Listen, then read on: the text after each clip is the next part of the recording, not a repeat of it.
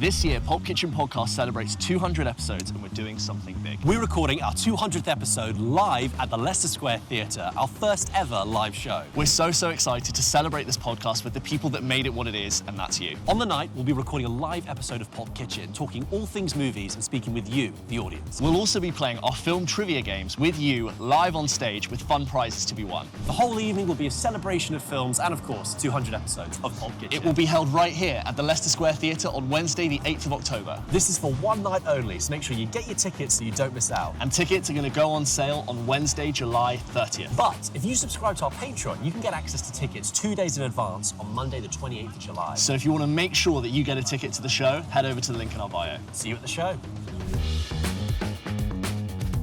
And what a fun night it's going to be. There you go, guys. That is our official social media teaser. Yeah. And podcast teaser for Pulp Kitchen 200. We've been talking about it, well, for many weeks, but confirming details over the last 2 weeks, and we're just so excited. It's going to be great. If you are listening to this the week of release, we've released this a day late because of Fantastic Four, which we'll be talking about later. The tickets are going out next week. And as we said, 30th for everyone, but if you subscribe to us on Patreon, 28th of July. So mark your calendars. We're just so really excited. We've chosen the venue. It's the Leicester Square Theatre. Yeah. 8th of October, not to just repeat everything the video said, but it's going to be great. Yeah. It's going to be really great. It's going to be so much fun, and we're really excited to have you guys come along, and we'd love you to be there. Just feel the energy. It's a live episode. We've never done a live episode before. Yeah. And every time we do, well, we've only done quizzes, but every time we've done a quiz or we celebrate 100 episodes, it's always been my highlight of the year. Every time. Yeah. I've always gone like, that was really great. Yes. And can't say it 1,000 times, but meeting all of you when we have done the quizzes, and now we really want to do like a live podcast and serve you guys who've made the show what it is. It's always just the best, and it's impossible to describe that feeling of numbers on a screen and then seeing people in real life. It's just the best. So we're really pumped for it. We're putting in lots of preparation for it. It's going to be a really fun night, and it's going to be October. It's going to be that's autumn, isn't it? That is autumn. That's full fat autumn. It's going to be so much fun, and we're really looking forward to it. So I'm scared. I'm a little bit like, we've got to make a show. We're going to be on stage. All the show's there. So that all the information is there, and we'll keep talking about it. But get your tickets, guys. Get your tickets. Go get them next week, and then we'll do another reminder next week when we'll put an episode out the day that the general release tickets are out. Yeah. But that's it. First live show. They're always 200 fun. episodes. They're always fun when we do 4 them. years. 4 years will be by the time we've done that. Fantastic. 4 years. Yes. And speaking of, we have literally just gone to the BFI IMAX to go and see Fantastic Four First Steps. We're dropping the. Yeah. We're dropping the. We all know what it is. Just Facebook. Yeah. Just Fantastic Four. And we are literally very fresh from having seen it. Just a reminder to everyone listening that this episode will be, of course, spoiler-free. All numbered episodes of Pulp Kitchen are, and we'll be posting out a spoiler cast later in the week for all of you who have seen it and want to write in. But if you have Fantastic Four emails, please do send them in for next week when we catch up on Fantastic Four stuff. We have a lot of emails to go through for later today, catching up with Superman thoughts. It's the summer of superheroes, and a lot of emails in general. We'll get to them. We're hoping over the summer we can do a couple of break off bits of content that we can talk through them. So don't worry if it's been missed. It's in there somewhere. Although we can't get to all emails ever. Yes. Because that's a benefit of a growing show, is that we just lack the time and resources. But we see all of them. We read every single one. And we go, oh, that'd be nice. Yeah, that's a good one. I hope we get a chance to read that out. Yeah, I do like a skim.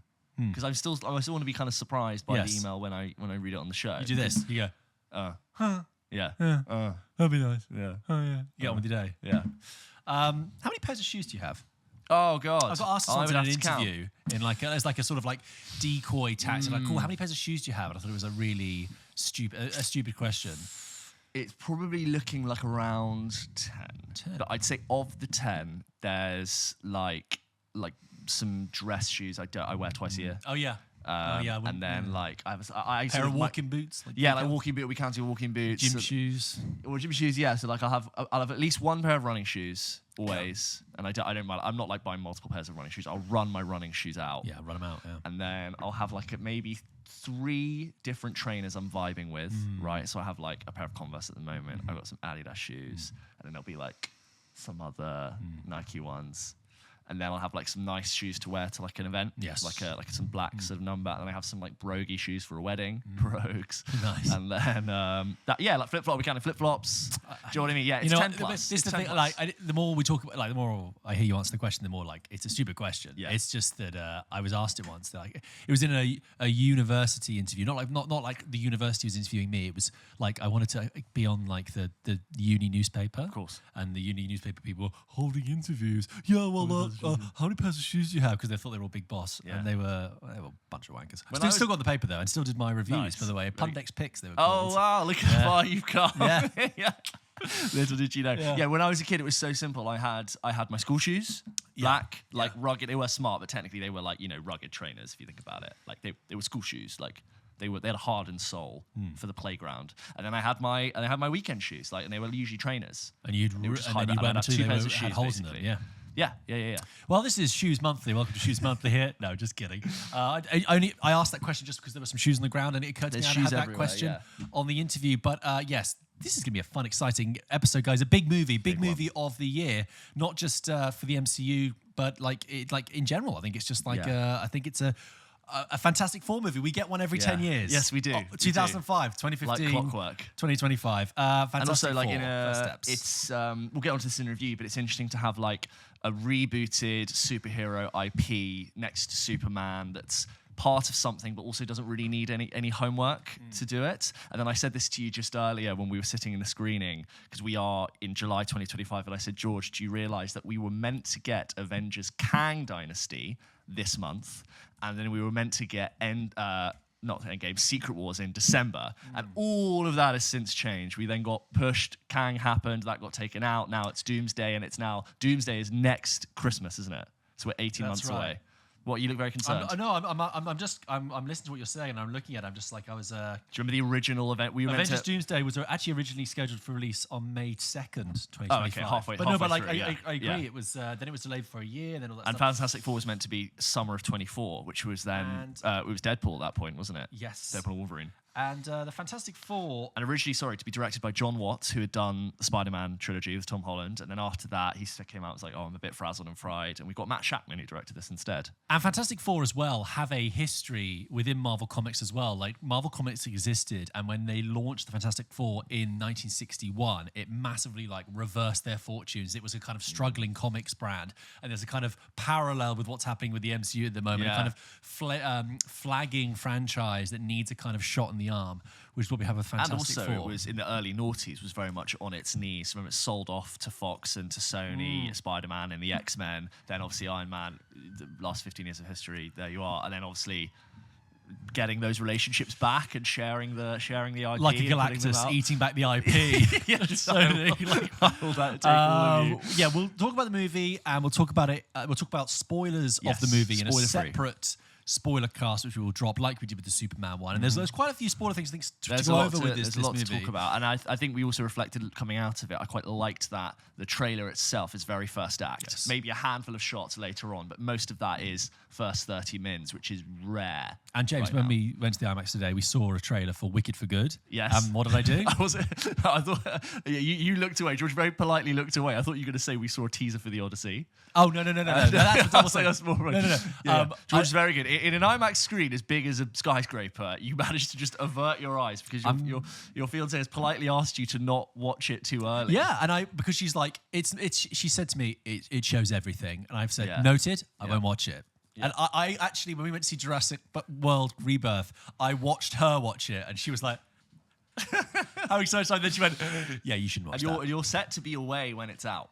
Yeah. So you will probably have to catch up with it either in America. I think I'll do probably like I did last year, which is maybe just wait for the whole hype cycle to go through and then just catch it. And it still worked for you massively. Yeah. I might have even, I mean, not saying I would have loved to have gone to the screening you were at, but in a way, coming at the end of the wave. Yeah. To this day, annoyingly, that you weren't there, but that was the craziest screening. Yeah.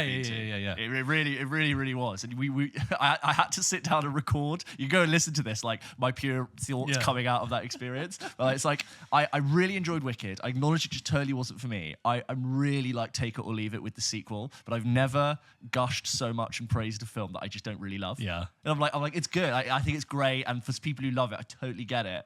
It's just, I could, if you told me Wicked for Good was coming out in 3 years, I'd be like, yeah. Cool. Should we go on with Fantastic Four? Yeah, let's do it. So, the Fantastic Four first steps, as we said, rebooting the Fantastic Four franchise IP, kind of giving us a new version that we've had every 10 years with Pedro Pascal, Vanessa Kirby, Joseph Quinn, and Ebon Moss-Bacharach, actors who cut their teeth in TV, and helmed by a director, Matt Shakman, who cut his teeth in TV as well. Matt Shakman's worked across a wide range of TV and theatre, like Always Sunny in Philadelphia to Game of Thrones.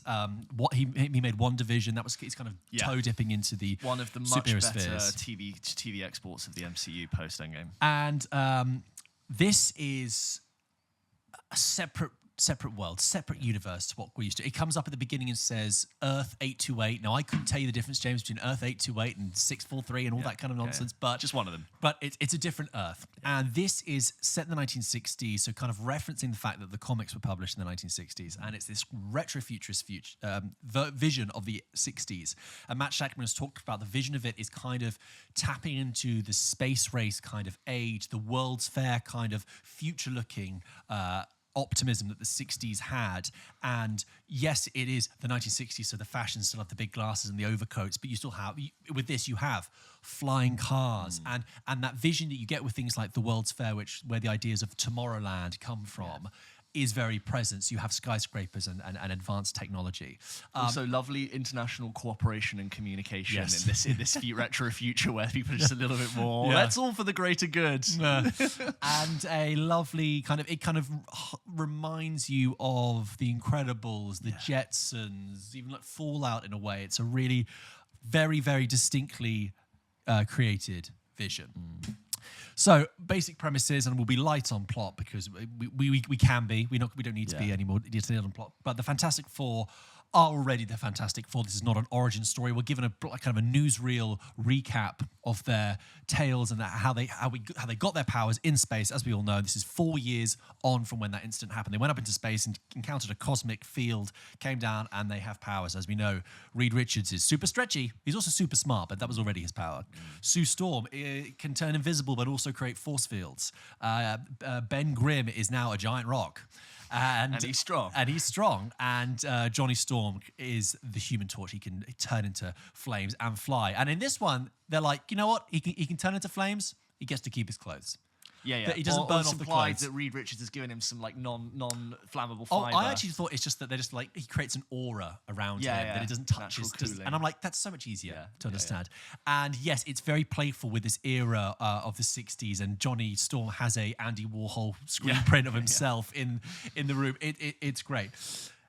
Entering into the atmosphere, though, after we've seen the recap of the Fantastic Four's escapades, is what we know as the Silver Surfer, but is not referred to as that. It's Julia Garner as Shalal Bal, or mysterious... Shalabal. Shalabal, nearly there. Shalabal wants a gal. It's a Shallow Hal reference. And she enters the atmosphere and arrives at New York City and says, your planet is marked for death for the great eater Galactus. Good luck. Enjoy your death. And for people who know, like MCU stuff, Galactus is this like galaxy-sized entity who consumes planets. He's an Avengers level threat. He's a space god in a way. Yeah. And lovingly played by Ralph Ineson. Yeah, with a bit of his likeness knocking around there, which they didn't have to do. And then countered with the fact that at the very beginning of the film, we discover that Sue Storm is pregnant. They're expecting a child, so you have this kind of maternal threat and this external threat with space. And they say, right, we've got to do something about this Galactus. We're going to show him his boss, and we're going to find out more about it. And that's all I'll say for plot-wise. I think those are the basic ingredients right there, James. Yeah. Would you agree? There's no more we need to tell the listeners? That's basically it. And it is a distinctly no homework superhero film. It is a part of the MCU, no doubt. But you really don't need to have seen any other films to enjoy this. And I wonder if feedback we're sort of same with Superman, which I know is DC, but that I know that's a refresh as well. There's this new era of like, don't worry if you haven't seen 35 films and 10 TV shows. It's like, let's just make something that people want to watch. And I can kind of see maybe when they reboot this, which is something we'll talk about on Double Take. I think that's where the trend's going a little bit, like less homework. And refreshingly, if you're not that into the MCU, you can go and watch this and just take it as it is. This is a world without any sort of backstory, no Infinity Stones, no shield. It's another universe within which the MCU also is. It's a nice new door in the corridor of the MCU that you can pop into. Anyway, James, Fantastic Four. It's very fresh in our minds. We did only see it a few hours ago. Yeah. Let's go. First of all, just picking up on the aesthetics of it. Immediately when I started watching it, I was so pleased to say that I really feel like Marvel is turning a corner away from what I think has been this Marvel CG slop, and it's not just Marvel that are guilty of it. And I really sort of hope that, or I actually do think that this Fantastic Four film will age really nicely. Everything about the retrofuturism production design just was scintillating and to my taste, and it was exciting to watch, and it was beautiful, and it never sort of left this horrible. And don't get me wrong, this is a very CG intense shot film. It's not held back anything to do with that. It's got guys are talking rock. Exactly, and there's fire things in there are big monsters that jump through the city, but ultimately I was like, there's something about this really works, and it lives in the world.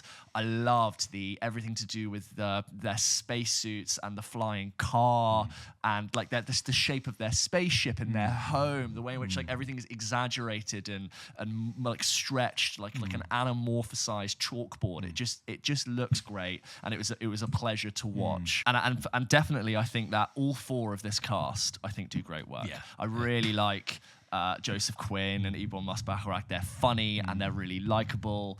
Pedro Pascal is just great as the leading man. He is the one that ultimately, in the nick of time, they all go, Reed, what's the call? What are we going to do? And you can see him carry the weight of those decisions. He's the one who has to address the state of the world. All of them are just great. The whole Vanessa Kirby thing, I think, is also great. It can be a cliche sometimes where a writer, I think, sometimes goes, how can we create stakes for a female character? Oh, Arno will make her pregnant and vulnerable. And while that is definitely happening here, her being pregnant is really integral to the plot, and that's all I'll say. And I think that was done really well to create stakes, but it was central to the story, not just like an addition add-on. I also really liked. And also I would say that there are times when actually it's Reed who confides in Sue as being scared and unsure and uncertain, and I actually think it's Sue who is the calm one who sort of reassures him, and actually I think in a way comes through as the strongest anchor of the group. And then so I think it's paced really nicely. It's just under 2 hours, right? And I didn't feel it bag, but I know it felt like it was too short. I didn't feel like anything major had been cut, even though John Malkovich, as from what we hear, was cut. I spoke about this on Double Take last week, but John Malkovich, who was in the original trailer, apparently he was meant to be playing the leader of the rogue apes or something like that. He was cut from the movie, and I was worried that it would make the movie was going to be very choppy, and that they had therefore had to have incorporated things from Marvel top level to build up to Doomsday. I didn't feel that was the case at all.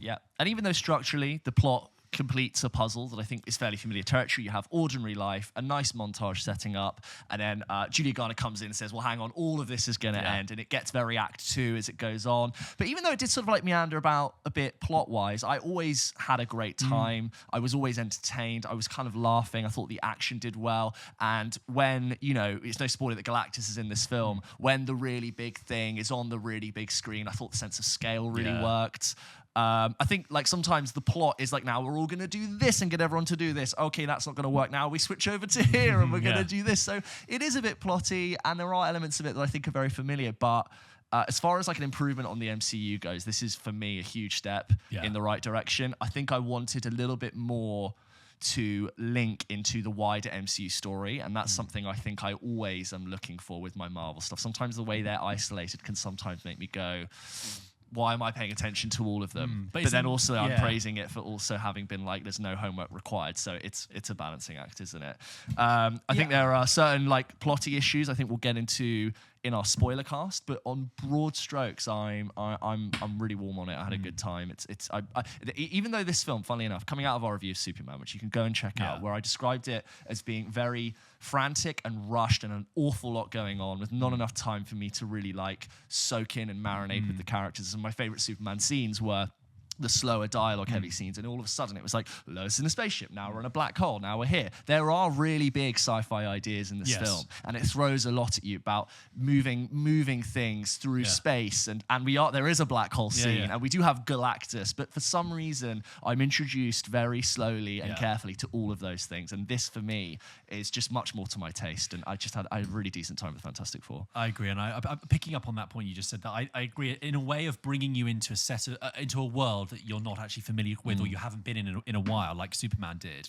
I thought it was much more orderly and welcoming in bringing you in and inviting you in with the mixture of fake archive footage.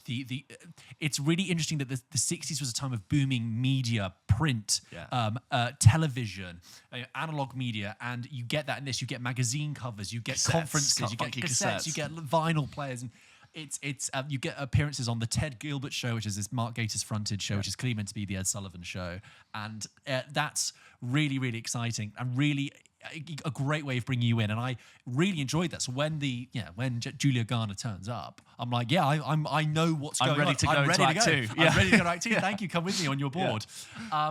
When the trailer for this film first dropped, I said that the color palette looked and reminded me of toothpaste. But, yes, it does. Which sounds like an insult, but actually it's the perfect description because this movie is very refreshing. There you go. And it's refreshing because it is a wipe away of all the Marvel distraction that we had before. It's putting it in its own separate world and universe. And I think it reminds us what can be done if you do have a breakaway story.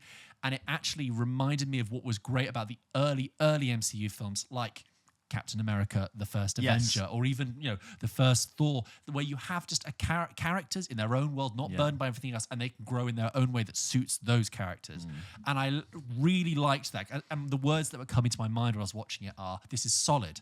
This is dependable. Yeah. This is, I could easily whack this on. I would rewatch this. I would rewatch this happily. Oh, you haven't seen Fantastic Four? Yeah, we'll put Fantastic Four on. Easy fun. It's not cynically done. It's not messily done. You don't feel like they've rushed it. You really feel like there's great care and craft in taking this. It's like you have this massive headache with the main central MCU over the past few years. And it's like they said to Matt Shackman, can you go into a separate room and just work on the Fantastic Four while we deal with this? And he's had space to do that and create this wonderful vision. And I actually think it's fantastic, especially for his technically one of his first. It's not his debut, but it's one of his transitioning from television into film. First steps. Yeah, he's done a fantastic, there you go, job. I agree with the pace. I think the pace is brilliant, and it wasn't rushed, but I really felt like I was being taken along. And there were moments where I thought, oh, are they gonna sink now? Especially into Act 2. I thought, oh, are we gonna slow down and sink now? And they didn't enough, in a good way, is what I mean. I like the first half more than the second, like if I'm nitpicking.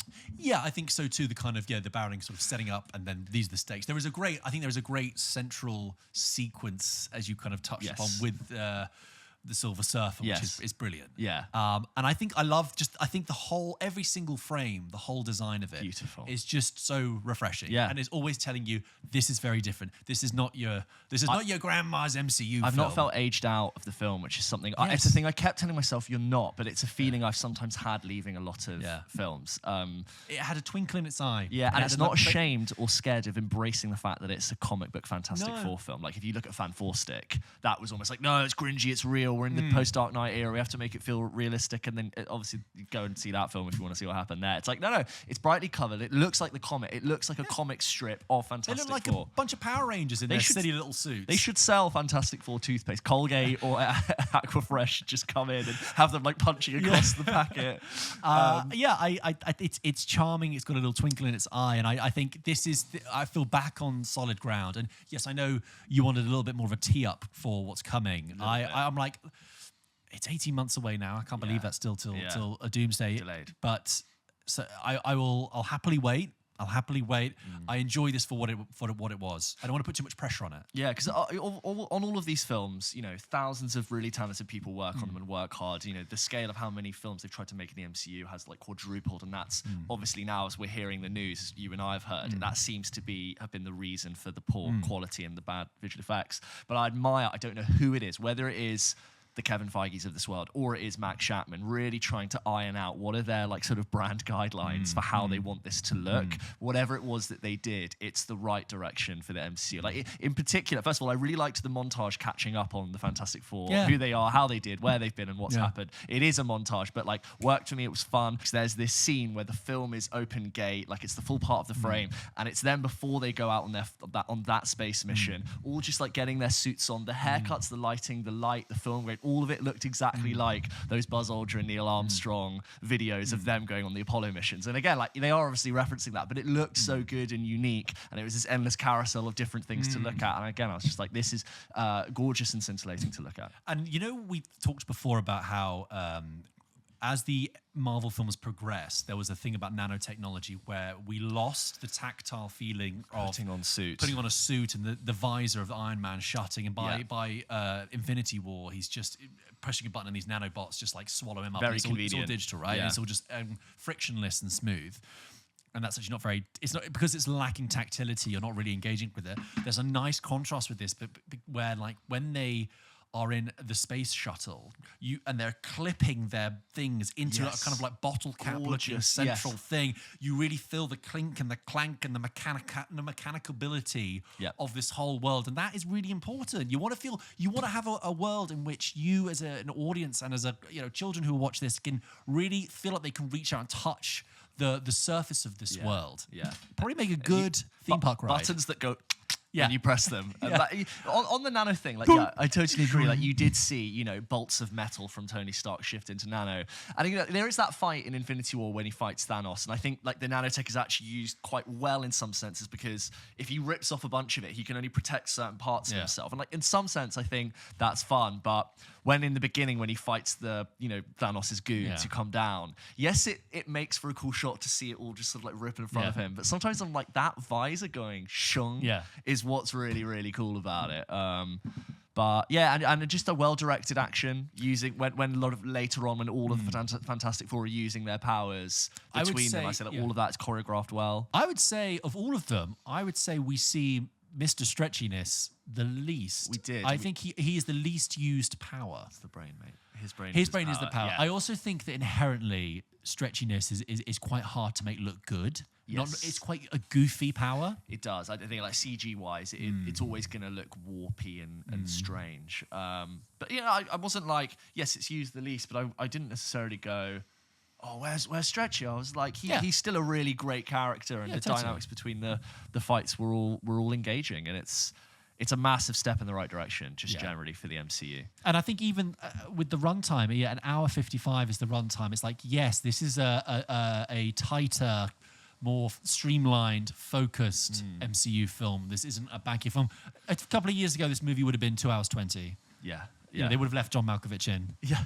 I think let's talk. I don't want to talk too much about Galactus, in terms of plot wise, but Ralph Ineson plays Galactus, and I'm like, we're really happy with Ralph Ineson's career trajectory as this British character actor who might recognise from The Office. He was in the original British Office, but has been in a couple of Robert Eggers movies. He does a lot of voiceovers in commercials. Yes, he does. Well. He's got a deep, gravelly voice. He's wonderful northern bass notes. And in all of Robert Eggers' last few films, he's dropped that tone down. Right, and he's sort of ye oldie speech in Nosferatu. It's great. Yeah, yes, of course, he was Nosferatu, and he was the father in The Witch, and he was in The First Omen as well. And I love that he's being tapped on the shoulder by Hollywood, and he's playing Galactus. It's and like he's got a very characterful, intense looking face. I mean that in a nice way. Like it's really interesting to shoot Ralph. I mean, in this, he's a mega Galactus. Like he's got a Galactus face on, but still, I'm like, you have a great presence. Also, I think having Julia Garner as the Silver Surfer was just brilliant. I don't know what it is.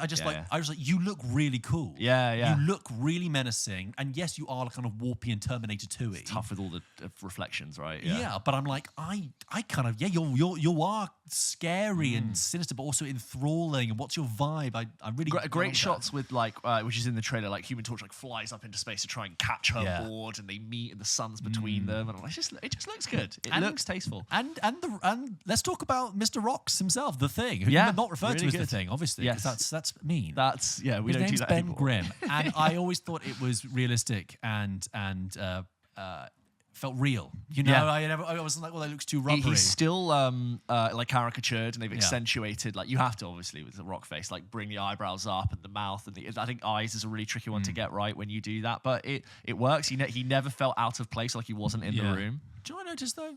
He only had 3 fingers. I didn't notice. Because does he not usually have fewer fingers? In the comics, he probably does, but I'm like, I would have just thought, you know, you just turned into a rock thing. But what along the DNA thing they went, yeah, we're going to change the DNA and just lose your pinky. I reckon to render it, maybe it's like too much fidelity and detail. Like it's just big rocks. It's just, is it 3 fingers and a thumb? Yeah. 3 fingers. It's like classic cartoon hand. Like cartoon hand. Yeah. No ears as well, but he can hear. Shame, yeah. And he dresses very well. Yeah, that's the brilliance of the thing, the character of Ben Grimm in this, is that he is this hulking mass, this literal hard surface person. But I think, through his costume really design, soften him, don't they? Yeah, he's wearing sleeveless jumpers and ties, and the whole, again, the 60s fashion is brilliant. Whereas you contrast it with Johnny, who's wearing clothes that Steve McQueen would wear. Yeah. White Jackets, t-shirts, nice Harrington t-shirts, jackets, jeans. white jeans, Chelsea boots. But Ben is wearing, softer knits, long sleeve gentleman shirts, wear, yeah. And of course, Reader's Professor. I mean, the clothes in this are also like that. I loved Sue's wardrobe as well, just like the brilliant. big belts and the shiny and the raincoats, the blue raincoat she wears at one point. The space suits again, just brilliant, and their suits as well, like similar but different, part of the same family. And I could tell that they had like really beautifully recreated one street in New York that they used like 5 or 6 times, but it was all the period detail was so great. The buildings, the shop signs, the cars, everything about it. The kids in the school, by the way, all had beautiful clothes. They all like lovely, it's a like private school. Yeah. James Dean jackets and ties, all like a little bit ruffled, but not enough. I'm like, you are doing very well for yourself there with that outfit. It was also, I think, a world. It was very charming in that respect. And Natasha Lyonne as well, turning up there, and and Paul Walter Hauser's also in it. I love Paul Walter Hauser. We'll talk about the spoiler cast about the references of Paul Walter Hauser. But so broadly speaking, we really enjoyed it, and I understand if some people say, for them, if they thought for them Superman was really bold and different, and if they feel like this is still too safe and within the template of the MCU, I disagree with that. I think it still does a lot of fun, inventive stuff in a really solid, dependable, rewatchable way. And coming out of our like broadly negative Superman review, I think people are like, some comments on a clip were like, do you guys like any mainstream films? Yes, we do. I just want to be like, we do. We do actually. This is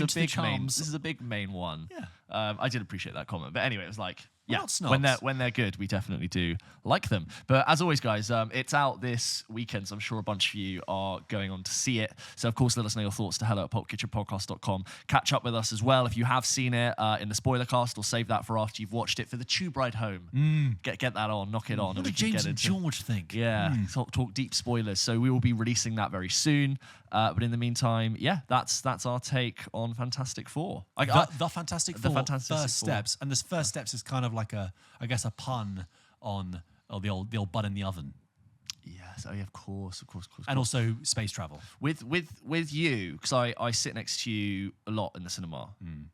Well, 2 to 3 times a month we see films together. Sometimes I think you at one point your body language was very leaned back.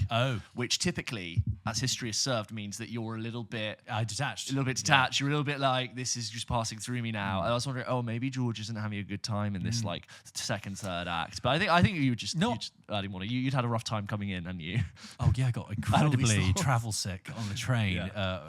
Felt incredibly rough. That's completely unrelated. No, I was actually calm and focused, and I think also I was in a big screening room. You can't really, the seats are comfortable, but I couldn't really luxuriate. I was solid, stoic, focused. I think thoughtful. If I would have been a bit more fidgety if you'd known I wasn't enjoying it. Yeah. The worst you've been body language-wise is in Kinds of Kindness, and you had every right to be. Absolutely. For both the quality of the film and the environment which we saw it in. I like that. And Wolves, I think I didn't really like. Wolves, I just get... I'm sorry that it's so obvious, but yeah, that's true. But yeah, I wasn't overstimulated by Fantastic Four, despite it provided zooming around, doing a lot, versus Superman. I was just like, please just take a second. Superman, please take a second. The politest way I could say it is Superman felt very overexcited. Yeah. That's my polite, damning with faint praise description of it. And really conscious burdened with having to do something very different. Yeah, we've got loads of Superman emails. We will read those out. And like I said, like James mentioned, we will return to your emails about Fantastic Four in next week's episode. But let's get on with this week's emails. George, should we go through some of the emails we get sent into the show every single week? As always, guys, if you want to send in your thoughts, your questions, your concerns, your reviews, you can, of course, send them in to hello@pulpkitchenpodcast.com. Or you can support us at the VIP tier on Patreon and have priority access to have your review read out on the show. And there's one common topic that's in the inbox this time. It's a Superman email segment, isn't it? As always, go and check out our Superman review from the other week. You and I were cooler on it than most people. Extremely so, I have to say. Yeah, I think you were cooler on it You than me. were, you know, I think I said, diplomatic. wasn't to my taste. I think I acknowledged it as I do think it's a good film and for a certain type of audience member. And I think I really sort of prefaced it with depending on your relationship with superhero films right now, I really think sets the barometer for where you're going to sit with it. And if you've listening to this podcast for a while, I think you kind of know where both of us sit with that. And I was like, this does really work for a lot of people, and it did. For me, too much. For me, it was like my system rejected it. I got left behind by it. I didn't engage with it, didn't click with it. I couldn't. It was like malfunction. Yeah, something not not right compatible. here, not compatible with the system. But I've been at a couple of events with our industry peers, and everyone I spoke to was like, oh, I loved it. I had a great time. So refreshing, palate cleanse, pendulum swing. It was better.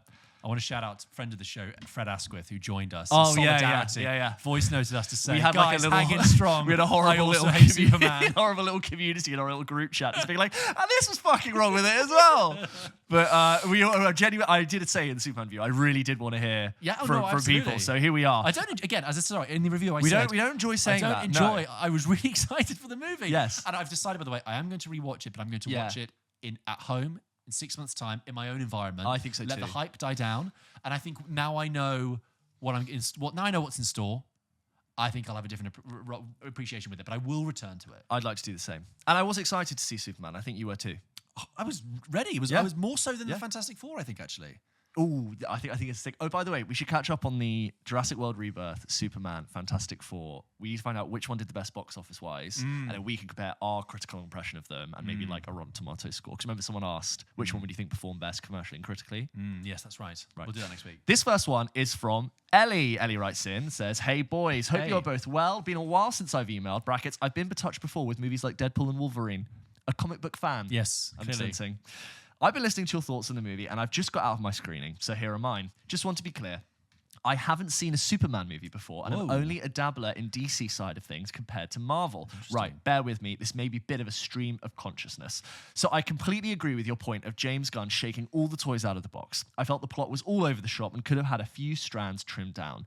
The villains outside of Lex, brackets Nicholas Hoult, was very decent, were generic and very bland, called the blah blah blah thing for the blah blah blah blah blah blah, spoilers. Same could be said for the protagonist side characters. The Justice Gang could have had their own introduction bits like the Spider-Verse movies to flesh them out. I have to pull you up on one thing in your review regarding a certain character. Whilst you were right in what you said regarding her lack of lines and overall character, I found the remark you made being a little too blunt when compared to your usual comments.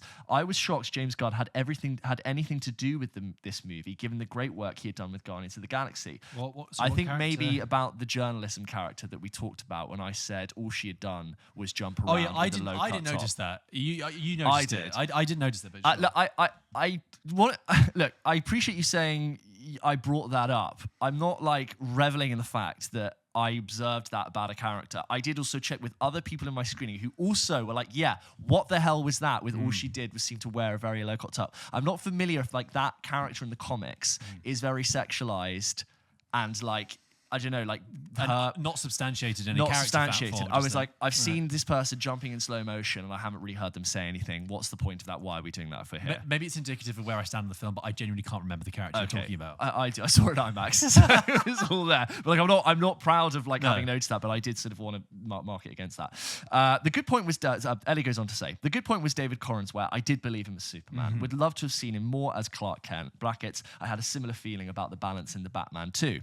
Overall, size. I've seen worse, however. I've seen better too. It lacks depth and it's quite forgettable. But if I see Superman, Crypto, and Mr. Terrific, I'd be happy to.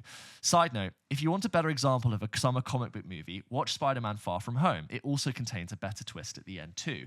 By the way, one last thing, and it's a question for you both, as I get the impression from your recent reviews, you are both in the comic book fatigue sort of feeling. Is there a movie in this genre that you have enjoyed, or are they just not your thing? I'm more than happy to see them, so you don't have to. I'll be your Marvel correspondent. Catch you later, Ellie in Birmingham. P.S. Rewatched a cracking movie the other day called Bad Times at the El Royale, which now has a really stacked cast. Have you seen it? If so, what do you think? First of all, I just want to say that, I mean, I'm assuming you've just listened to our review of Fantastic Four, which shows that we do really enjoy comic book films when they're good. Absolutely. I just think, like, of late, and since we've been doing the show, they've mostly been poor. But I would like to think that we talk really passionately about the great ones, which suggests that, like, we do really want them to be good when they're good. We had, you had a really good time with No Way Home. Yeah, loved it.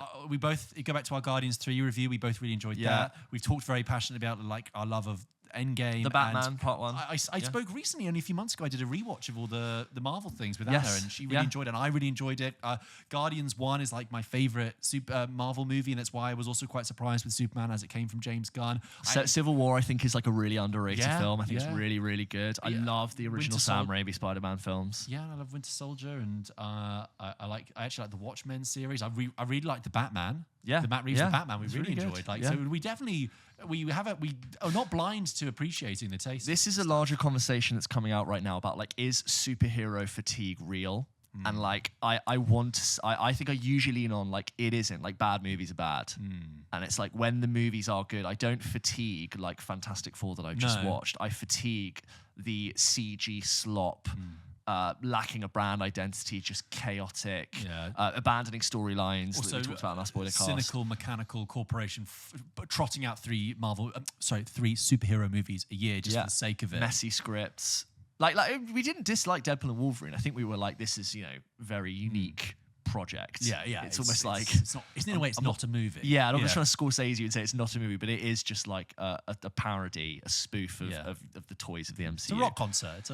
But I really do back us to, like, when the films are good, we'll like them. So rest assured, Ellie, that we absolutely do like superheroes. And then Bad Times at the El Royale, I've not seen, but I am aware of its stacked cast. So, I can't remember it being that well reviewed, but I'm willing to take your advice. So just a reminder of the stacked cast: Jeff Bridges, huge, John Hamm, Chris Hemsworth, Lewis Pullman, Dakota Johnson. Oh, I didn't realize she was in it, but Kaylee Spaney, Nick Offerman, Cynthia Erivo. Wow! Before we knew what a Callie Spaney and a Cynthia Erivo were. Yeah. Do you know what I mean? And I have a very niche list on my letterbox of. It contains 2 films, and it is a film in which Lewis Pullman is in it, and Manny Jacinto is also in it, and Manny Jacinto has no lines, and it's this and Top Gun Maverick. Oh, nice. They're also both in it, and Manny Jacinto also has no lines in that, and he has no lines in this. But yeah, stacked cast. It's not bad. It's very long. It's 2 hours 20, and if you watch this movie, you're like, this should be an hour 45 tops. But not bad. It's kind of fun. It's from the guy. Did you see Cabin in the Woods? Yes. Yeah, it's from the same guy. I think Drew Goddard. Oh yeah. Which I really enjoyed. Anyway, moving on with Superman things. Ryan writes in about Superman. That's how he's written it. Hi guys, Ryan from Malaysia here. It has been a long time since I last emailed, as I've taken quite an extensive break from watching films. But anyway, the break is over, which is absolutely fine, and I decided to pay my local cinema a visit and watch Superman. Nice. I went into the cinema with hope and excitement, both of which I haven't felt for a superhero movie since my 10 p.m. screening of Avengers Endgame. Wow. 6 years. And boy... 10 p.m., you're getting out late. You're not getting home till 2. No. And boy, did this movie... deliver. Right. In the interview scene between Lois and Superman, I practically swooned. The way David Corenswet says, Miss Lane, in his Superman voice, just melted me into my seat, and I felt like a kid again. I agree. It's my favourite scene in the film.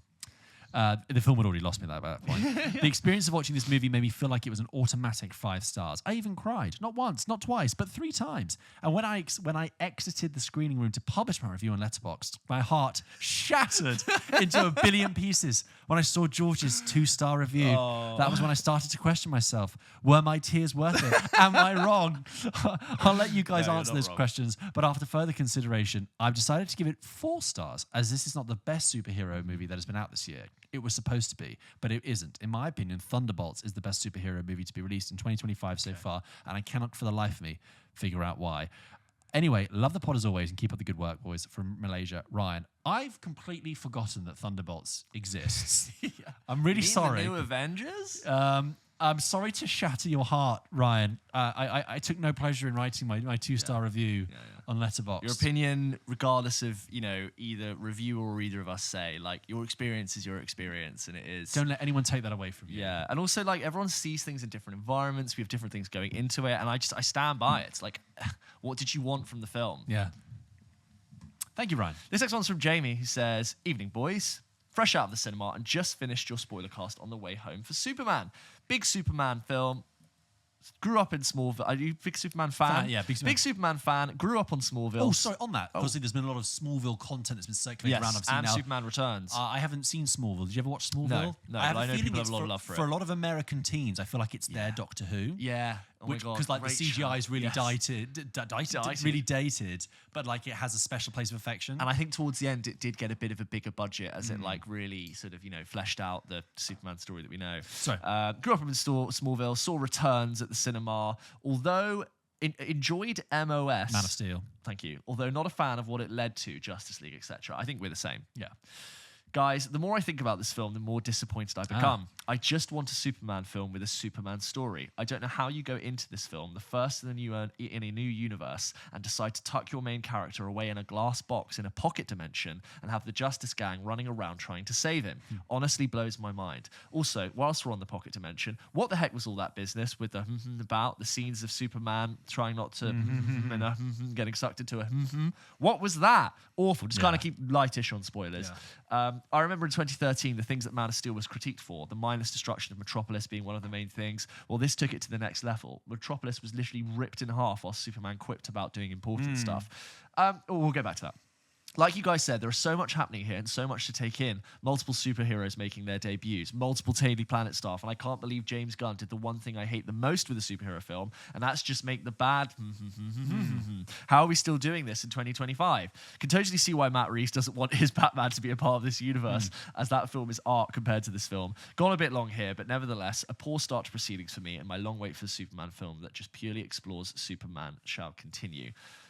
Peace, chaps. Keep up the great work.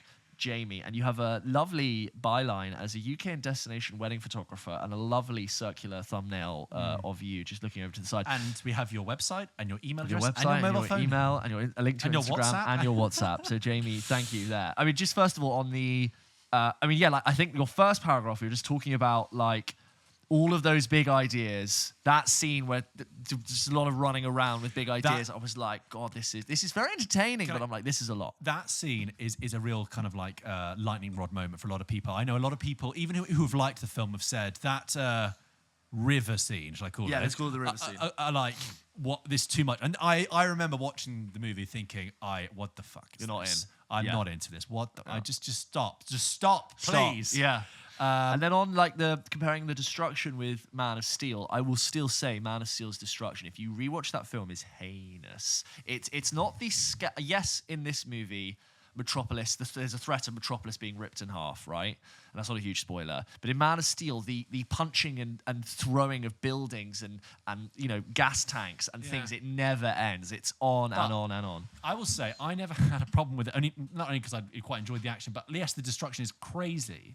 But I always thought, forget Batman vs. Superman ever happened. In a Man of Steel sequel, I thought we were going to then deal with the repercussions of that. Because if you think about it, Superman is fighting a Superman-powered person. Yeah. So, like, you get destruction. And I thought the following follow-up would be, oh my God, we can't have that level of destruction again. Which Batman v Superman tried to sort of do. You know, I really like the opening 10 minutes of Batman v Superman, where Bruce Wayne 9/11 scene, basically. It is the 9/11 scene, where he sees it from Bruce Wayne's perspective. And he runs into 9/11. Oh, it's badass. It was a bit, I was just like, you just took the pictures of 9/11 with the dust and did that. It's a bit awkward.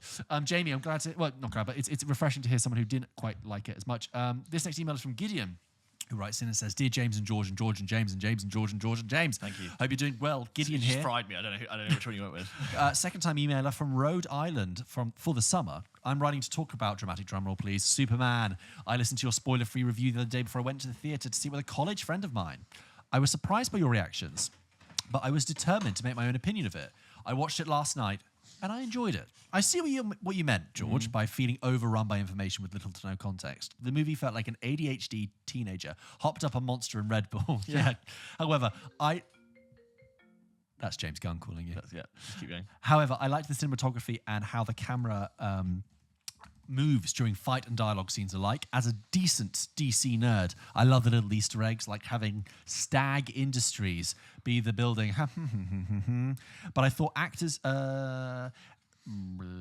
and even Rex Mason as a character, and I recognized from a Batman cartoon I used to watch as a kid, something. Overall, I enjoyed it, and I would watch it again. It's nowhere close to being my favorite superhero movie, and I thought the actors did a fantastic job, particular Holt and Cotton Sweat.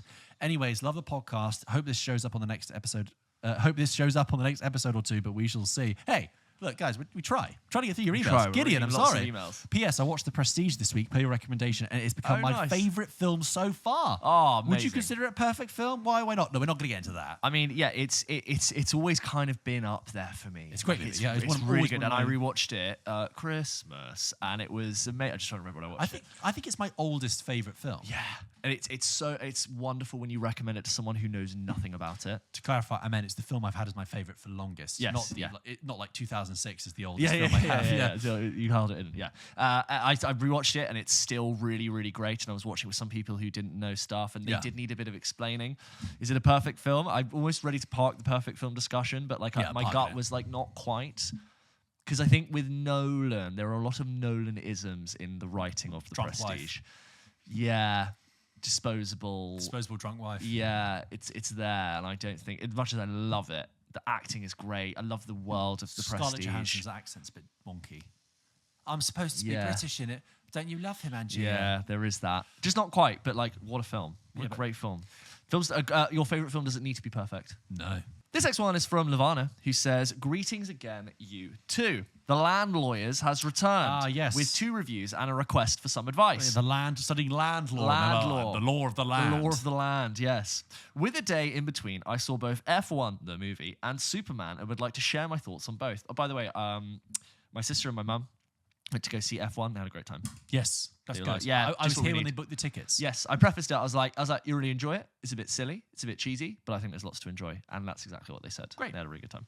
By the way, they, cinema-wise, spent £28 on a ticket, but they went to the Odeon Swiss Cottage IMAX, if you know, and that is a Lux seated IMAX, which I think is a very unique screen. How many IMAX screens do you see with the reclining seats? We should maybe think of that as a backup option if we can ever go to the IMAX. It's a very comfortable screen. Could have done that today. But you're paying both for IMAX and you're paying for a posh seat. That's more expensive than today. That's what I'd say. Usual IMAX seats like £22, £24. So like it's a big ticket. Anyway, sorry. Lavana goes on to say, "I would like to share my thoughts on both. Also, as a side note, in my response to my last email, George wondered if I had gone to see the Phoenician Scheme at the Fancy Cinema in the main Oxford shopping centre. And yes, I had. And this is also where I went to see the movies this week.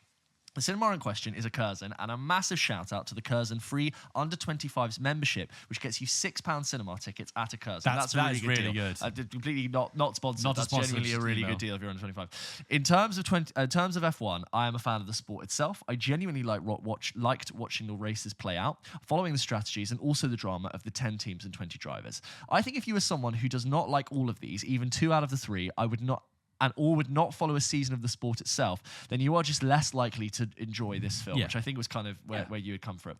Overall, I thought Brad Pitt and Javier Bardem's performance were both great, and it was incredibly cool to get to see the drivers and their cars on the big screen. The idea of a historic big crash and driving rivalries felt authentic to actual rivalries and incidents in the racing world, such as the Lauda Hunt and Prost Senna rivalries and crashes.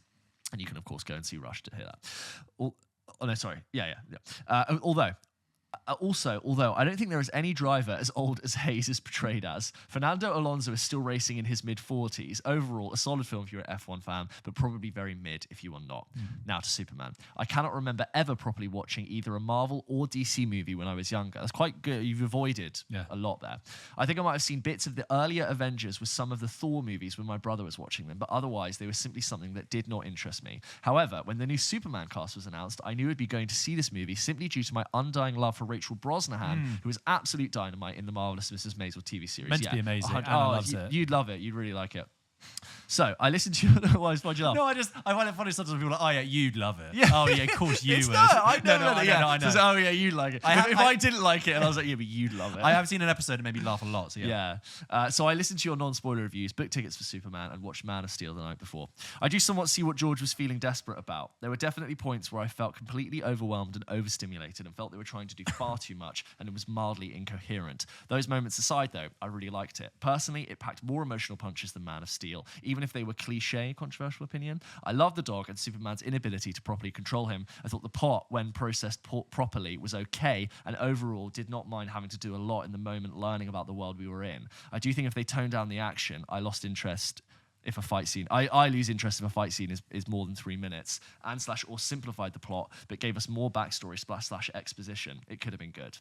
But I think there is a balance between doing that and making a movie which felt like a burst of comic book page in glorious Technicolor, probably in the mind of a 12-year-old. And while, yes, that makes it somewhat confusing and overstimulating, it does also have its charm. I see what you mean there, like a childlike charm and sense of wonder for it. As a thought, I wildly preferred Brosnahan to Amy Adams, and although I also thought Nicholas Hoult was bloody brilliant. Yeah, I agree. Consensus is the cast are all great. Yeah. David Corenswet is very much a golden retriever of a Superman, and I'm not opposed to it. As someone with no Marvel DC background in their 20s, the film definitely appealed to me. And if there are more films in the same vein, I'll be happy to follow this strain of the Marvel DC universe. Now to my request. Before we get to her request, sorry, I'm reminded that I have a friend, a friend who went to see Superman, not a superhero person, no attachment to it at all, and they watched it and they enjoyed it, and they said that in the opening 10 minutes, yes, they did find it a lot, but they actually just assumed that it was a sequel. They went, oh, this is a lot. Oh, this must be a sequel to a previous film. Okay, and they just parked it in their head and then just enjoyed the rest of it. Oh, there you go. And I was like, oh, that's an interesting. Just get to let go a bit. Do you know? I can't remember if we said this on air, but I really feel like with Superman, you have this kind of U-shaped, where it's like on the one end you have people who enjoy this film who have no attachment to superheroes. Yes, who the just horseshoe. go in, the horseshoe, who just enjoy it and love that. And then the other end of the horseshoe are people who are deep Superman. They both meet loving and it. they both meet. And then in the dip, in the middle, it's people like us who are curious about Superman, want to see a good movie, Superman. have enjoyed in the past, and are underserved by this. Yes, yeah, I love that. I love that analogy. Thank you. Now to my request. I have a lovely but not very movie literate boyfriend who I'm gently trying to get into film. I created a list we are slowly working through of films I thought he might like, but would love some more suggestions from you both if possible. So far we have watched The Man from U.N.C.L.E., Conclave, Gladiator, Oppenheimer, and I took him to see F1. He is like them all, but I definitely need more suggestions of films in a similar vein. Some help would be definitely appreciated. Once again, massive thank you to you both for what you do and making one of my favourite podcasts. May Pulp Kitchen long continue. Sirens on my end, Nirvana. Great question. When you say films in similar vein, are they like what? I don't know what's Conclave and Man from U.N.C.L.E. and Gladiator. They're very manny. They're very male. But yes. I think you've got a great selection there. They're very recent. You've gone there. I would defer to our Perfect Movies episode. Yeah. Where we debate lots of perfect movies, mention other closely perfect movies, and give a list of films. You cannot go wrong with any of those. Yeah, actually, you're right. We'll just wind back a few weeks. And he's not very movie literate. I mean, I'm sure he maybe has seen like some of the films. Give him The Matrix. Yeah, if he's not seen The Matrix, that's no one would dislike that. I've not met this man, film. but he sounds like a smart guy. And you've got ideas there, and if he doesn't like the ideas in it, he'll like the spectacle. Yeah. And if not, then I don't know, watch Titanic, which is also another movie which kind of like, because Matrix is kind of a movie of two halves. Yeah. It's cerebral first half, action-packed second half. Titanic is romantic first half, disaster movie in the second. Show him The Prestige. Sure. Oh, watch The Prestige. Because we just mentioned solved. it. Like, it's problem solved. And if he's not movie literate, hopefully he'll have nothing. He won't know anything about it, which is the best way to go and experience The Prestige. Next email is from Jess, who writes in about Superman and Paul Dano. Hello, both. Thanks for the fantastic content you've been pumping out. Thank you. I'm a long-time listener who has finally followed your advice from ages ago and watched Armageddon Time. You were right. It is amazing. That is a 2022 pick of ours. We really enjoyed that. Yes, of course. It was a good movie. With Jeremy Strong and Anne Hathaway and Anthony Hopkins. Anthony Hopkins, yes, I did. Yeah. A really sort of quite moody, dour, but interesting coming of age film in the 80s. Yeah. I think that would make a great double bill, by the way, with The Apprentice. Because it's kind of, you know, Trump is in the background of Armageddon Time and he meets Fred Trump at one point at school. Anyway. Yeah, gotcha. I've been really enjoying your editorial episodes and double take episodes very much as well. Excellent. Fred Asquith's accent was so fun to listen to. I'm not across all of the British accents, so it was very cool to hear. He's from Yorkshire. Yes, a Northern. Two things. I thoroughly enjoyed my viewing of Superman this week. James Gunn has once again taken silly things, i.e. talking raccoons, and made them not silly. How does he do this? And with so many directors make such... how does he do this when so many directors make such cringe films? I love that you've shared your honest experiences about the film. However, because I was worried about that, because I was worried that I was becoming too biased towards your takes on everything, she still got it. Still got the original thoughts. Phew. Number two, I just watched Paul Dano's directorial debut, Wildlife. I borrowed the DVD from the library, shout out to local libraries, but had no idea it was Paul Dano directing it until I watched The Studio and it was mentioned in the first scene. Paul Dano's cameo in The Studio was amazing. Have you heard of Wildlife? I have heard of it, haven't seen it. Haven't seen it. I will check it out. My main question is, which actor turned director debut film has been your favorite? Monkey Man is up there for me. That's Dev Patel's directorial debut. And are you looking forward to any coming up? I hear Kristen Stewart has her first one coming out, The Chronology of Water. I hope that it's not wankery as it sounds. Is there an actor who hasn't directed that you think would do something interesting? All the best. Thank you for all you do. Jess from Toowoomba, Australia.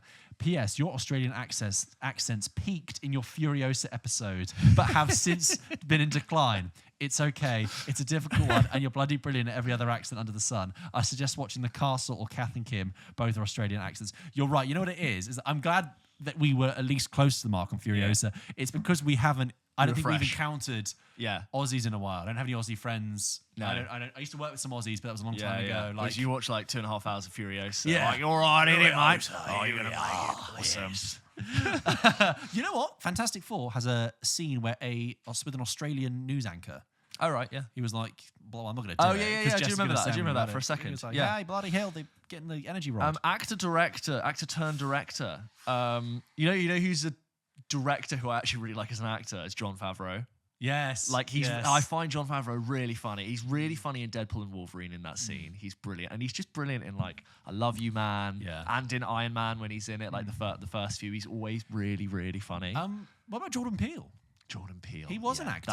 He's always been a writer, but like he was obviously never really did comedy. Like films in cinema. But yeah, like what a he's like one of the biggest turns you see. Obviously, like Ben Affleck is prolific. Ben Affleck's done very George Clooney he's done a few things. Yeah.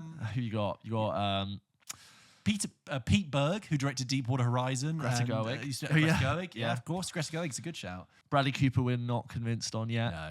Love Bradley Cooper as an actor and convinced that one day he will make a good movie. Ben Stiller, I think.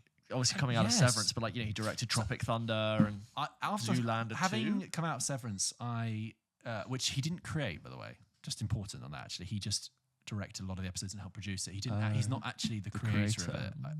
And it's the same way, actually. Also, to be fair, when we talked about The Studio, we talked about it very much as an Evan Goldberg and Seth Rogen thing. But actually, when the titles open, there's about 6 names under created by. Right, fine. But The Secret Life of Walter Mitty is a film that I think passed me by when it came out in 2013. But actually, a lot of people return to now and say that's actually a really interesting movie. And it's kind of films that aren't made anymore, the kind of magical realism, kind of post-Forrest Gump kind of world. So I'd like to return to that. This next one is from Bailey, who writes in and says, medium-time listener and first-time emailer. I recently watched Superman on opening weekend at View in Leicester Square with my film club. Shout out Filmfluencing. Oh, I think I've heard of you guys. Yeah. I think I've seen some of your TikToks. Yeah. Nice. As someone suffering from superhero fatigue, I was trying... And if you see us at a Leicester Square... screening, please come to say hi. Be like, I'm from Filmfluencing. It's Bailey. As someone who's suffering from superhero fatigue, I was trying my best to battle against this, to go in with an open mind. I was hoping for an exciting, fresh take on the superhero genre, but after the first 10 minutes, I realized that wasn't what I was getting. Here are just some of my main issues with the film. Why did it take until the final act to have an understanding of Lex Luthor's motivations? Yes, thank you. The gooey, sticky, sweet color palette of the CGI.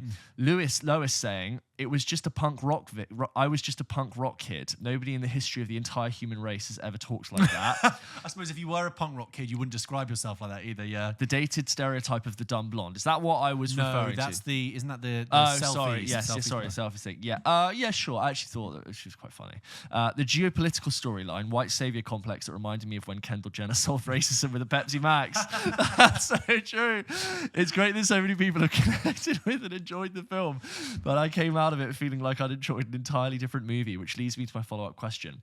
Which film have you either hated or loved loved, but everyone else seems to have a completely different opinion. Keep up the good work. You've usurped my COVID and Mayors, my definitive film podcast. We've usurped all the them. best, Bailey. The first answer for this is The Flash. Oh, yeah. That's a film that nobody liked, but me and George had low expectations. But that was so much fun. It was fun and it was stupid, but I laughed at it and with it. I felt like I was laughing with the dumb movie. And it had one of those things where the CGI in it was so bad that I was like, this has to be a deliberate aesthetic choice. That I almost appreciated it. It was so confrontational and how bad its CGI was. Also, it was the dregs of the DCU. It was the fumes. It was the contractual obligation. A cancelled star. Like nothing was gonna happen. Like it was gonna go nowhere. The most cynical bringing back of an old Nicolas person. Cage. You were slapping on these, and even in fun. the opening scene with the bababies, we were laughing. I was really finding it funny. And then I actually thought we got treated to like a good Ben Affleck Batman scene that we were underserved with. I think Michael Keaton coming back. I think we saw what they were going for. I think if we met Andy Muschietti, he'd be like, "Thank you." Yes, it got marred and all this stuff. But that was what I was trying to. We were totally it's alone. kind of a screwball comedy. Yeah, it was really good, and I thought Ezra Miller was really funny. Yes, and the whole double thing of having two of them worked for me. Yeah, I stand by it. That's one. Too. And I'm yet to meet. Have you met someone who's gone, "Oh yeah, Flash is great"? No one. There were people in our screening room who loved it. Yeah. But who are laughing along at least. Yeah, I'm not really like every time I say to someone that I like The Flash, it's like telling them that I like Sea Urchin. They kind of go, oh. Go and check. If you haven't heard it, go back to our episode of The Flash. Nothing but fond memories. Yeah.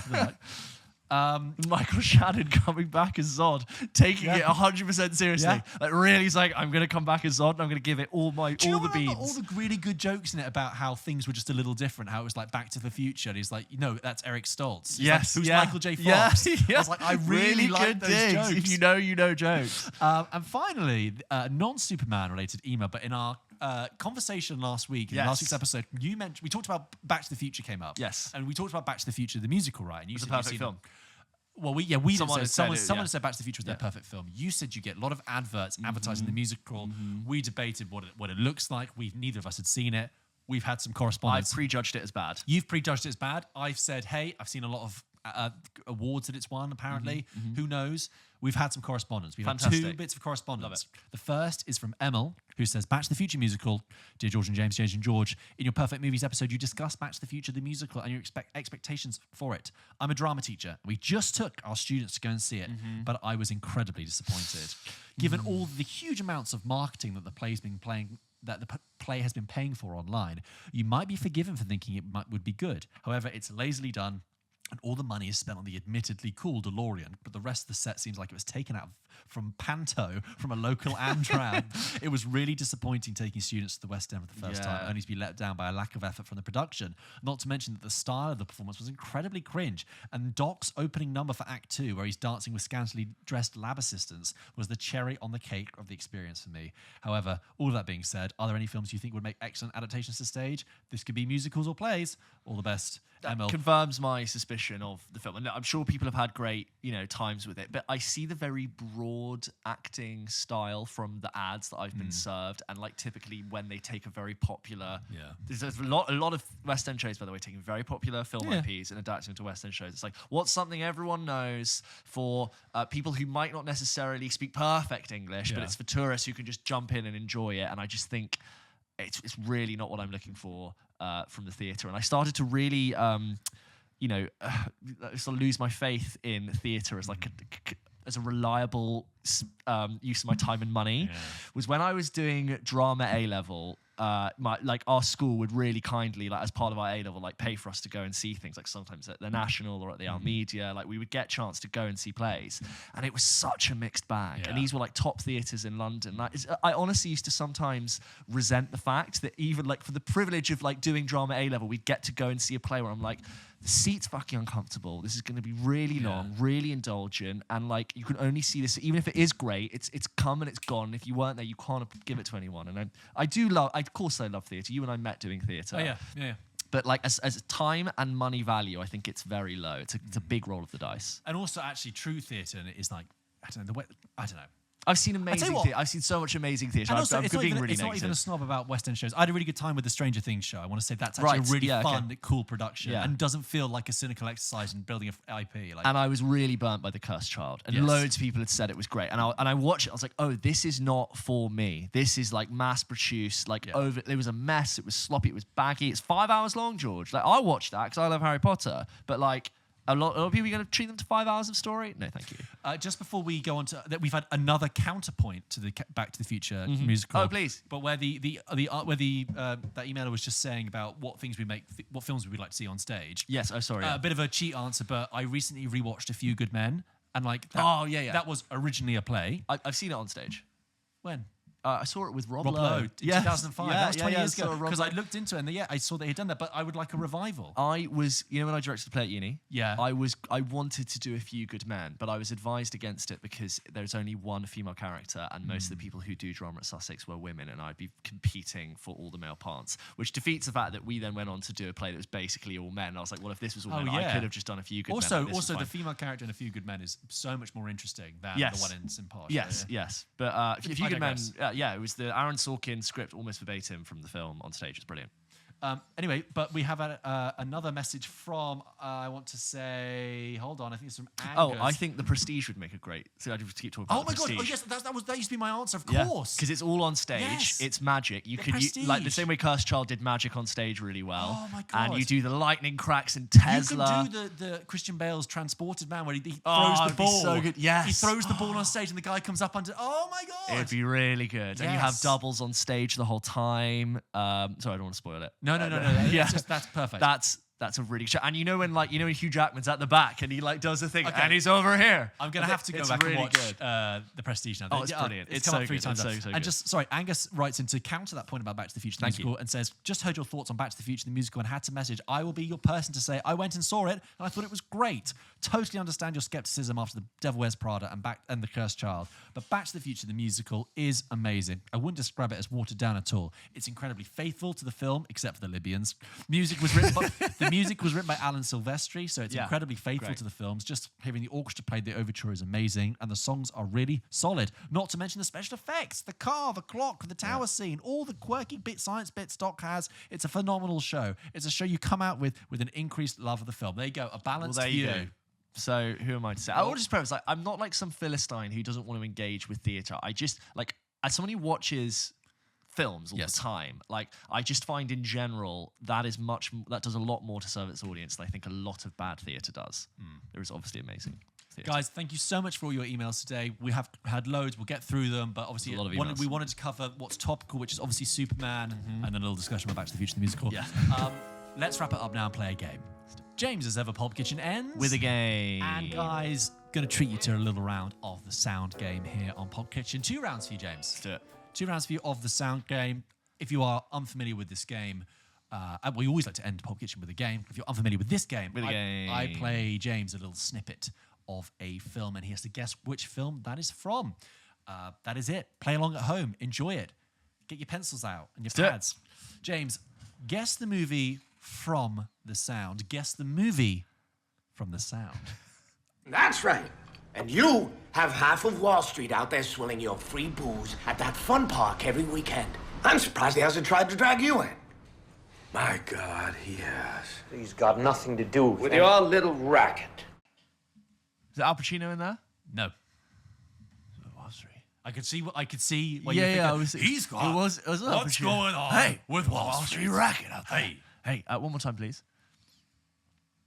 That sound again. That's right. And you have half of Wall Street out there swilling your free booze at that fun park every weekend. I'm surprised he hasn't tried to drag you in. My God, he has. He's got nothing to do with your little racket. I'm going to say that the fun park, not a literal fun park. It's not a literal fun park. It's not about somebody who operates a fun park. Like, I don't know. I don't think I have it. Go on. I'm going to give you a couple of clues here. It's a not so old film, not so new film, sort of in the middle distance. Directed by a famous director in a lot of style. Lots of famous actors in it. And that line is delivered by an actor who you and I have met. Oh. Who we're big fans of. Who's one of those actors we go, good and everything. Stephen Graham. No, but obviously, would you like me to tell you? Yeah, go on. That is the voice of Joel Edgerton in 2013's The Great Gatsby Oh, with Leo. yes. So I wanted to get a sound from this movie because it's a film that's kind of like, it's a popular film. Yes, but it's that sort of right thrown me off distance there. away. I wanted Yeah. to get the scene where Daisy says, "You look cool. You always look so cool in the shirt," but it's overlaid with the Lana Del Rey the Damned Young and Beautiful song or whatever. And I was like, you still love yeah, exactly. And that's with rights issues, it's just complicated. So I wanted to find a Joel Edgerton moment. Yeah. And I wanted to find the bit that's in the trailer where he goes, "Just what kind of a row are you trying to cause in my house?" Yeah. Couldn't find it, but I found this little snippet. And do you remember it's that point in Gatsby where it's the hottest day Yes. ever. Amazing And they all get scene. into this room and the tensions get really high. Nick Carraway's like, "It's my birthday today." And like Gatsby's talking to Daisy, and this is when Tom, brilliantly played by Joel Edgerton, Joel says, Edgerton's so good in The Great Gatsby. yeah, he says like, "I know who you are. You're one of Maya Wolfsheim's people, aren't you? You've got them working on Wall Street all the time, and then you're giving out the free booze." It's great. In my mind, I'm really convinced to rewatch The Great Gatsby, but I'm also sure it's a bit of a mess. Yes. But my memory of it is, it's been a long time now. And you're selling me on a rewatch right now, I'll be honest. I've only seen it once, and I remember thinking the vision of it actually completely works with Baz Luhrmann's Yeah. idea, like the gaudy the excess and the way it's like and- written from memory Yeah. and opulence. And I think Leo's perfectly good in it. Joel Edgerton's great, and you Yeah. got Elizabeth Debicki in there as Yeah, well. yeah. I think Kerry Mulligan. I think we've might in hindsight been a bit miscast, even though I love her as a Anne was lovely. fantastic, great Yeah. actress. Madly in love with her. She's Yeah. a fantastic actor. She's so good. She is also good in everything. But Yeah. even though I'm saying that she is good in this, but I actually think for Daisy maybe. Yeah. So anyway, that doesn't matter. But Tobey Maguire, fine. I find some of his delivery just a little bit wooden. But Tobey Maguire's wet. He is a bit. Oh, he's wet. I mean, Nick Carraway's a bit wet. Even but as a superhero, he's a bit wet. I love him. I love Spider-Man. Yeah. I love it. But like, he's a bit wet. yeah. But Joel Edgerton and Jason Clarke's also in that movie, and Isla Yes, Fisher too. yeah. But Joel Edgerton is great in that. Nice, so nice. That's my memory. It was a good tickle there. I enjoyed that. So this next one, tricky one if you get it. Guess the movie from the sound.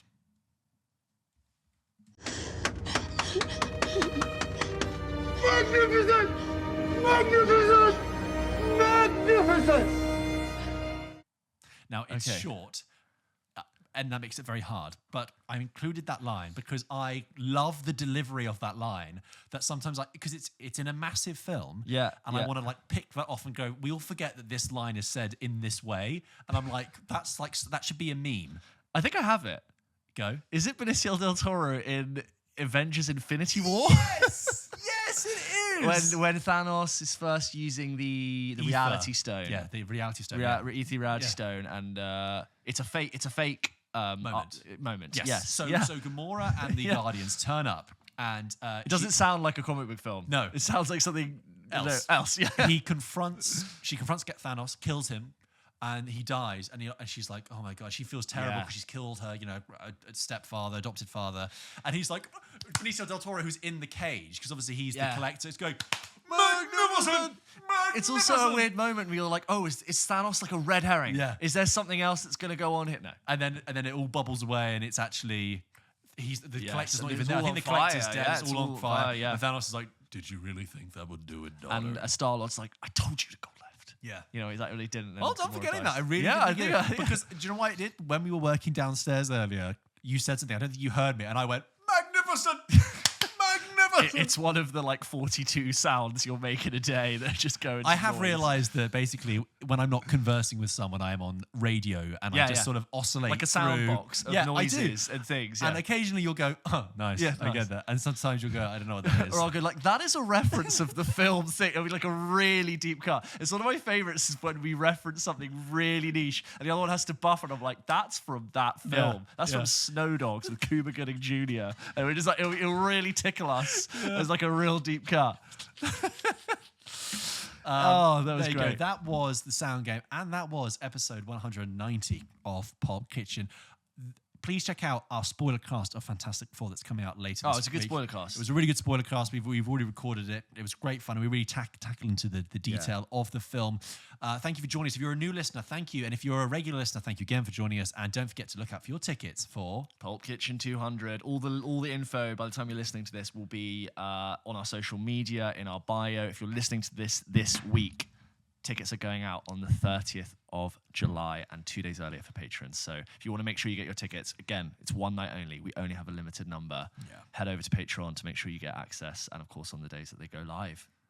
This happens to me as we're fading out of an episode. I'm just suddenly like, maybe Carey Mulligan isn't miscast in The Great Gatsby. Maybe that's an incredible disservice to what is one of our nation's finest actors. She is brilliant. She's really good in one of my favourite films, which is Shame. It's so good. Yeah, she is good. And she's good in Inside Llewyn Davis. Yeah, she's good in everything. She is good in everything. Yeah. So you know what? You could point at any Carey, film if you're listening, good. I take and it she back. is listening. She is. She is listening. Come on, you're welcome on any time. You know what? She's a good performance in a bad film. Well, not a bad film. She's a good performance in a naff film, which is Maestro. Yeah. Good performance. Yeah, she's, not one, a great she's film. one of the better bits, yeah.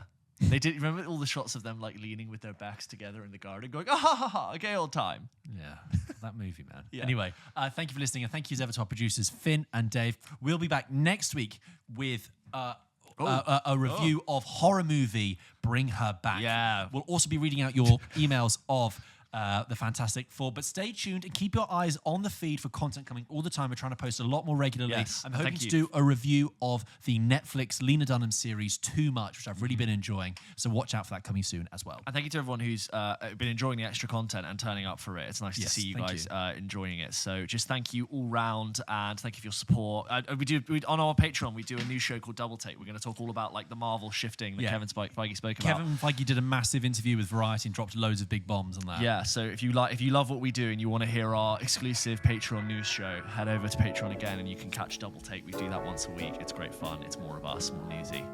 In the meantime, new episodes every single Wednesday apart from this one. See you next week, guys. See ya, Bye. bye.